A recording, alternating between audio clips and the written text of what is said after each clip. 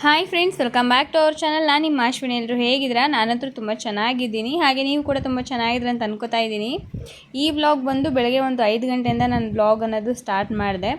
ಬೆಳಗ್ಗೆ ಎದ್ದ ತಕ್ಷಣವೇ ಫಸ್ಟು ಒಲೆ ಹಚ್ಬಿಟ್ಟು ಆಮೇಲೆ ಸ್ವಲ್ಪ ಸಾಂಬಾರೆಲ್ಲ ಇತ್ತು, ಅದನ್ನೆಲ್ಲ ಬಿಸಿ ಮಾಡೋದಕ್ಕಿಟ್ಟು ಈಗ ಹೊರಗಡೆ ಬಾಗಿಲನ್ನ ಓಪನ್ ಮಾಡ್ತಾ ಇದ್ದೀನಿ. ನೋಡ್ತಾ ಇದ್ರೆಲ್ಲ ಫುಲ್ ಕತ್ತಲಿದೆ.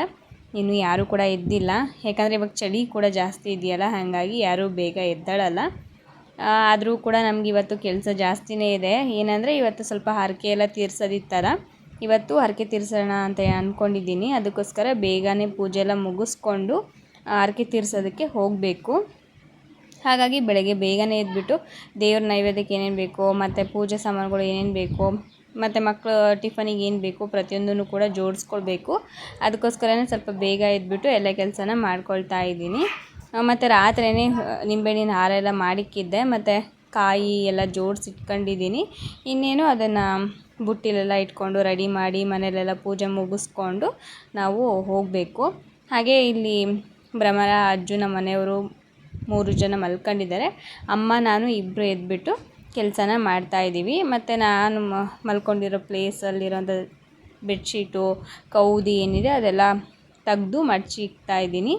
ಮತ್ತು ಇದೇನೆಂದರೆ ಕೌದಿ ನಮಗೆ ಇವಾಗ ಚಳಿಗಾಲ ಬೇರೆ ಅಲ್ಲ, ಹಾಗಾಗಿ ಒಂದು 2-3 ಕೌದಿನ ಹೊಚ್ಕೊತೀವಿ, ಸ್ವಲ್ಪ ಬೆಚ್ಚಗಿರುತ್ತೆ ಅಂತ ಹೇಳಿ. ನನಗೆ ತುಂಬ ಚಳಿ ಅಂತ ಅನಿಸುತ್ತೆ, ಚಳಿಗೆ ತಡ್ಕೊಳಕ್ಕಾಗಲ್ಲ. ಹಾಗಾಗಿ 2-3 ಬೆಡ್ಶೀಟ್ ಅಂದರೂ ನಾನು ಹೊಚ್ಕೊತೀನಿ. ಇಲ್ಲಿ ನನ್ನ ಮಗನೂ ಕೂಡ ಇಷ್ಟೊತ್ತಿಗಾಗಲೇ ಎದ್ಬಿಡ್ತಾ ಇದ್ದ, ಇವತ್ತು ಮಲ್ಕೊಂಡಿದ್ದಾನೆ. ಆಗಲೇ ಎದ್ದೇಳಬೇಡ ಸುಮ್ಮನೆ ಮಲ್ಕೋ, ಚಳಿ ಇದೆ ಅಂತ ಹೇಳಿದ್ದಕ್ಕೆ ಸರಿ ಆಯಿತು ಅಂತ ಹೇಳ್ಬಿಟ್ಟು ಸುಮ್ಮನೆ ಮಲ್ಕೊಂಡಿದ್ದಾನೆ. ಇವಾಗ ನಾನು ಇಲ್ಲಿ ಕಸ ಗುಡಿಸ್ತಾ ಇದ್ದೀನಿ. ಇದೇನಪ್ಪ ಇಷ್ಟೊಂದೆಲ್ಲ ಕಸ ಇಟ್ಟಿದ್ದೀರಲ್ಲ ಅಂತ ಅಂದ್ಕೋಬೇಡಿ. ಏನಂದರೆ ರಾತ್ರಿ ಭ್ರಮರ ತುಂಬ ಕೆಮ್ತಾ ಇದ್ಲು, ಹಾಗಾಗಿ ನಾನು ಬೆಳ್ಳುಳ್ಳಿನ ಬಿಡಿಸಿ ಅದನ್ನ ಚೆನ್ನಾಗಿ ಜಜ್ಜಿ ಅದನ್ನ ಒಂದು ಬಟ್ಟೆಯಲ್ಲಿ ಕಟ್ಟಿ ಅವಳು ಕತ್ತಿಗೆ ಕಟ್ಟಿದ್ವಿ. ಹಾಗಾಗಿ ಅದು ಬೆಳ್ಳುಳ್ಳಿ ಸಿಪ್ಪೆಗಳು ಅಷ್ಟೊಂದಿದ್ದವು. ಇವಾಗ ಅದನ್ನೆಲ್ಲ ತೆಗೆದು ಕಸ ಗುಡಿಸ್ತಾ ಇದ್ದೀನಿ. ಇಲ್ಲಾಂತ ಅಂದರೆ ಮನೆ ತುಂಬ ಅದೇ ಸಿಪ್ಪೆಗಳು ಆಗಿಬಿಡ್ತಾವು. ಅದಕ್ಕೋಸ್ಕರ ರಾತ್ರಿನೇ ಎಲ್ಲ ಗ್ಯಾಸ್ ಸ್ಟೌವು ಅದೆಲ್ಲ ಕ್ಲೀನ್ ಮಾಡಿ ಇಟ್ಕೊಂಡಿರ್ತೀವಿ, ಮತ್ತು ಕಸ ಎಲ್ಲ ಗೂಡಿಸಿರ್ತೀವಿ. ಆದ್ರೂ ಬೆಳಗ್ಗೆ ಟೈಮಲ್ಲಿ ಮತ್ತೆ ಆ ಥರ ಸುಮ್ಮನೆ ಹಾಗೆ ಬಿಡಬಾರ್ದು. ಅದಕ್ಕೋಸ್ಕರ ಮತ್ತೆ ಒಂದು ಸಲ ಕಸ ಎಲ್ಲ ಕ್ಲೀನಾಗಿ ಗೂಡಿಸ್ಕೊಂಡು ಮತ್ತು ನೆಲ ಎಲ್ಲ ಒರೆಸಿ ಗ್ಯಾಸ್ ಸ್ಟವ್ ಎಲ್ಲ ಕ್ಲೀನ್ ಮಾಡ್ಕೊತೀನಿ. ಮತ್ತು ಇವತ್ತು ದೇವರಿಗೆ ಪ್ರಸಾದ ಎಲ್ಲ ಮಾಡಬೇಕಲ್ಲ, ಅದಕ್ಕೋಸ್ಕರ ಮತ್ತೆ ಇನ್ನೊಂದು ಸಲ ಗ್ಯಾಸ್ ಸ್ಟವ್ ಎಲ್ಲ ಕ್ಲೀನ್ ಮಾಡ್ಕೊತೀನಿ. ಏನಾದ್ರು ವಿಶೇಷ ಇತ್ತು ಅಂದರೆ 2 ಸಲ, ಅಂದರೆ ರಾತ್ರಿ ಒರೆಸಿಟ್ಟಿದ್ರು ಕೂಡ ಮತ್ತು ಬೆಳಗ್ಗೆ ಟೈಮಲ್ಲೂ ಕೂಡ ಒರೆಸಿ ಕ್ಲೀನ್ ಮಾಡ್ಕೊಳ್ತೀನಿ. ಇವಾಗ ಹೊರಗಡೆ ಕಸ ಗೂಡಿಸ್ಬೇಕು. ಒಳಗಡೆ ಎಲ್ಲ ಕಸ ಗೂಡಿಸ್ಕೊಂಬಂದಿದ್ದಾಯಿತು. ಈಗ ಹೊರಗಡೆ ಕಸ ಗೂಡಿಸಿ ಅದಾದಮೇಲೆ ಮನೆ ಒಳಗಡೆ ಹೋಗಿ ನೆಲ ಒರೆಸೋದು ಆ ಥರ ಎಲ್ಲ ಸ್ಟಾರ್ಟ್ ಮಾಡ್ಕೊತೀನಿ. ಬೆಳಗ್ಗೆ ಬೇಗ ಇದ್ರೇ ಎಲ್ಲ ಕೆಲಸಗಳು ಬೇಗ ಬೇಗ ಆಗುತ್ತೆ. ಸ್ವಲ್ಪ ಏನಾದರೂ ಲೇಟಾಗಿ ಎದ್ಬಿಟ್ವಿ ಅಂದರೆ ಕೆಲಸನೇ ಆಗೋದಿಲ್ಲ, ಅದೇನೋ ಗೊತ್ತಿಲ್ಲ ನನಗೆ. ಹಾಗಾಗಿ ನಾನು ಯಾವಾಗಲೂ ಕೂಡ ಏನಾದರೂ ಕೆಲಸ ಜಾಸ್ತಿ ಇದೆ ಅಂದರೆ ಬೆಳಗ್ಗೆ ಬೇಗನೆ ಎದ್ದೇಳ್ತೀನಿ. ಎದ್ಬಿಟ್ಟು ಕೆಲಸನ ಮಾಡ್ಕೊತೀನಿ. ಅವಾಗ ಏನಂದರೆ ಸ್ವಲ್ಪ ಫಾಸ್ಟಾಗಿ ಎಲ್ಲ ಕೆಲಸ ಮುಗಿದೋಗುತ್ತೆ. ಮತ್ತು ಒಂದು 10-11 ಗಂಟೆ ಅಷ್ಟರಲ್ಲಿ ಎಲ್ಲ ಕೆಲಸ ಮುಗಿಸ್ಕೊಂಡು ಮಧ್ಯಾಹ್ನದ ಅಡುಗೆನೂ ಕೂಡ ಎಲ್ಲ ಮುಗಿಸ್ಕೊಂಡು ಆರಾಮಾಗಿ ಫ್ರೀ ಆಗಿಬಿಡ್ತೀನಿ. ಇಲ್ಲಾಂತಂದರೆ ಡೇ ಫುಲ್ ಕೆಲಸ ಅಂತ ಅನಿಸುತ್ತೆ, ಒಂದು ಸ್ವಲ್ಪನೂ ರೆಸ್ಟ್ ಇಲ್ಲ ಅಂತ ಅನಿಸುತ್ತೆ. ಅದಕ್ಕೋಸ್ಕರನೇ ನಾನು ಬೆಳಗ್ಗೆ ಬೇಗ ಎದ್ದೇಳೋದು. ಕೆಲವೊಬ್ಬರು ಇದೇನಪ್ಪ ಇಷ್ಟೊಂದೆಲ್ಲ ಬೆಳಗ್ಗೆ ಎದ್ದೇಳ್ತಿರಲ್ಲ ಅಂತ ಕೇಳ್ತಾರೆ, ಹಾಗಾಗಿ ಹೇಳಿದೆ ಅಷ್ಟೇ. ನನಗೆ ಯಾವ ಟೈಮ್ ಕಂಫರ್ಟ್ ಅಂತ ಅನಿಸುತ್ತೋ ಆ ಟೈಮಲ್ಲಿ ಎದ್ಬಿಟ್ಟು ನಾನು ಕೆಲಸನ ಮತ್ತು ಪೂಜೆ ಎಲ್ಲ ಮಾಡ್ಕೋತೀನಿ. ನನಗೇನೆಂದರೆ ಸ್ವಲ್ಪ ಬೇಗನೆ ಅರ್ಲಿ ಮಾರ್ನಿಂಗೇ ಪೂಜೆ ಎಲ್ಲ ಮುಗಿಸ್ಕೊಂಡ್ರೆ ಸ್ವಲ್ಪ ಮನಸ್ಸಿಗೆ ಒಂಥರ ನೆಮ್ಮದಿ ಅಂತ ಅನಿಸುತ್ತೆ.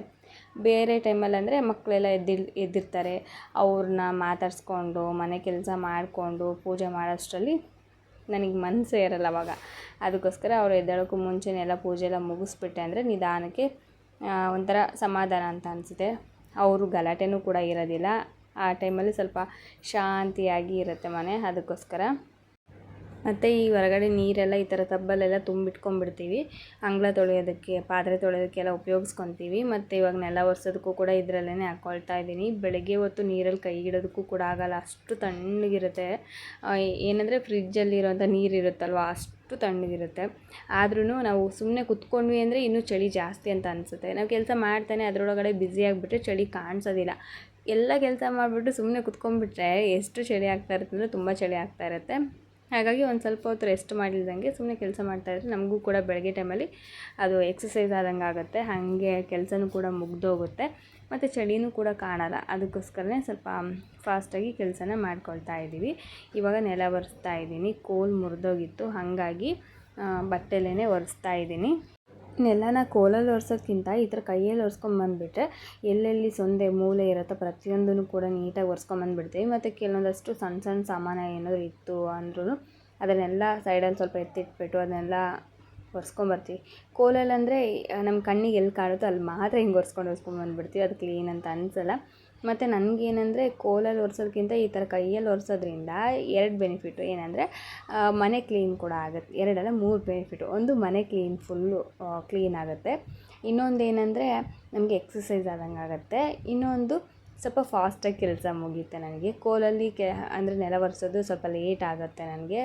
ಈ ಥರ ಒರೆಸೋದು ನನಗೆ ಸ್ವಲ್ಪ ಫಾಸ್ಟಾಗಿ ಒಂದು 5 ನಿಮಿಷಕ್ಕೇ ನೆಲ ಎಲ್ಲ ಒರೆಸ್ಬಿಟ್ಟು ಕ್ಲೀನ್ ಮಾಡಿಬಿಡ್ತೀನಿ.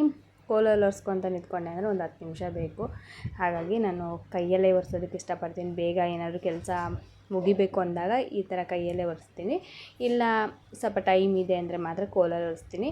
ಆದ್ರೂ ಈ ಥರ ಕೈಯಲ್ಲಿ ಒರೆಸಿದ್ರೇ ಒಂಥರ ಚೆನ್ನಾಗಿ ಅನಿಸುತ್ತೆ. ಯಾಕಂದರೆ ಹೇಳಿದ್ನಲ್ಲ, ಎಲ್ಲ ಕಡೆಗೂ ಕೂಡ ನೀಟಾಗಿ ಅದನ್ನ ಒರೆಸ್ಕೊಂಡು ಬರ್ಬೋದು.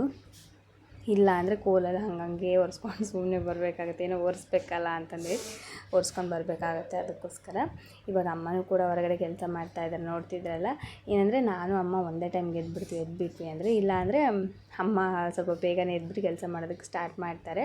ಇವಾಗ ಅಮ್ಮಂಗೆ ಹುಷಾರಿಲ್ಲಲ್ಲ, ಹಾಗಾಗಿ ನಾನು ಜಾಸ್ತಿ ಏನು ಕೆಲಸ ಹೇಳೋದಕ್ಕೆ ಹೋಗಲ್ಲ. ಅದಕ್ಕೋಸ್ಕರನೇ ಅಮ್ಮ ಏನು ಮಾಡ್ತಾರೆ ಅಂದರೆ ಬೆಳಗ್ಗೆ ಸ್ವಲ್ಪ ಬೇಗನೆ ಎದ್ಬಿಟ್ಟು ನಾನು ಎದ್ದೇಳೋಕ್ಕೂ ಮುಂಚೆನೇ ಸ್ವಲ್ಪ ಏನಾದರೂ ಕೆಲಸ ಇದ್ದರೆ ಮಾಡಿಬಿಡ್ತಾರೆ. ನಾನು ಎದ್ದೇಳ್ಸೋದಿಲ್ಲ. ಯಾಕಂದರೆ ನಾನು ಎದ್ಬಿಟ್ಟೆ ಅಂದರೆ ಕೆಲಸ ಮಾಡೋದಕ್ಕೆ ಬಿಡಲ್ಲ. ಅದಕ್ಕೋಸ್ಕರ ಅಮ್ಮನೇ ಎದ್ಬಿಟ್ಟು ಬೇಗನೆ ಕೆಲಸ ಮಾಡೋದಕ್ಕೆ ಟ್ರೈ ಮಾಡ್ತಾ ಇರ್ತಾರೆ. ಅಷ್ಟೊತ್ತಿಗೆ ನನಗೇನಾದರೂ ಸೌಂಡ್ ಬಿತ್ತು ಅಂದರೆ ಮುಗ್ದೋಯ್ತು, ನಂಗೆ ನಿದ್ದೆನೇ ಬರೋದಿಲ್ಲ. ಎದ್ಬಿಡ್ತೀನಿ. ಒಂದು ಸಲ ಎಚ್ಚರ ಆಗೋಯ್ತು ಅಂದರೆ ಮುಗ್ದೋಯ್ತು ನನ್ನ ಕತೆ. ಅದೇನೇ ತಿಪ್ಪರ್ಲಾಗ ಹೊಡೆದ್ರು ಮತ್ತೆ ನಿದ್ದೆನೇ ಬರೋದಿಲ್ಲ ನನಗೆ. ಅದು ಒಂದು ಯಾಕೋ ಆ ಥರ ಆಗಿದೆ ಗೊತ್ತಿಲ್ಲ, ನಿದ್ದೆ ಮಾತ್ರ ಬರೋದಿಲ್ಲ. ಹಾಗಾಗಿ ಎದ್ಬಿಟ್ಟು ಕೆಲಸ ಮಾಡ್ಕೊಳೋದಕ್ಕೆ ಸ್ಟಾರ್ಟ್ ಮಾಡ್ಕೊತೀನಿ. ಇವಾಗ ಹೊರಗಡೆ ಎಲ್ಲ ಬಾಗಿಲಿಗೆಲ್ಲ ಅರಿಶಿನ ಕುಂಕುಮ ಹಚ್ಬೇಕಲ್ಲ, ಒರೆಸಿ ಇವಾಗ ಹೊಸ್ಲಿಗೆ ಹಚ್ತಾ ಇದ್ದೀನಿ. ಅರಿಶಿನ ಕುಂಕುಮ ಹಚ್ಚಿ ಇನ್ನೇನು ಮತ್ತು ದೇವ್ರಿಗೆ ನೈವೇದ್ಯ ಎಲ್ಲ ರೆಡಿ ಮಾಡ್ಕೋಬೇಕು. ಸ್ನಾನ ಮಾಡ್ಕೊಂಬಂದು ದೇವ್ರಿಗೆ ನೈವೇದ್ಯ ಮಾಡಿ ಆಮೇಲೆ ಪೂಜೆ ಎಲ್ಲ ಮಾಡಬೇಕು. ಇವತ್ತು ದೇವ್ರ ನೈವೇದ್ಯ ಒಂದು 3 ರೀತಿ ಐಟಮ್ ಮಾಡೋಣ ಅಂತ ಅಂದ್ಕೊಂಡಿದ್ದೀನಿ. ಯಾವ್ದ್ಯಾವ್ದು ಮಾಡ್ತೀನಿ ಅಂತ ಹೇಳಿ ನಾನು ನಿಮ್ಮ ಜೊತೆ ಶೇರ್ ಮಾಡ್ಕೋತೀನಿ. ಹಾಗೆ ಫ್ರೆಂಡ್ಸ್, ಹೊಸದಾಗಿ ಚಾನಲ್ನ ನೋಡ್ತಾ ಇದ್ದರೆ ಪ್ಲೀಸ್ ಸಬ್ಸ್ಕ್ರೈಬ್ ಮಾಡ್ಕೊಂಡು ನೋಡಿ. ನಿಮಗೆ ವಿಡಿಯೋ ಇಷ್ಟ ಆದರೆ ಒಂದು ಲೈಕ್ ಮಾಡೋದನ್ನು ಮಾತ್ರ ಮರಿಬೇಡಿ.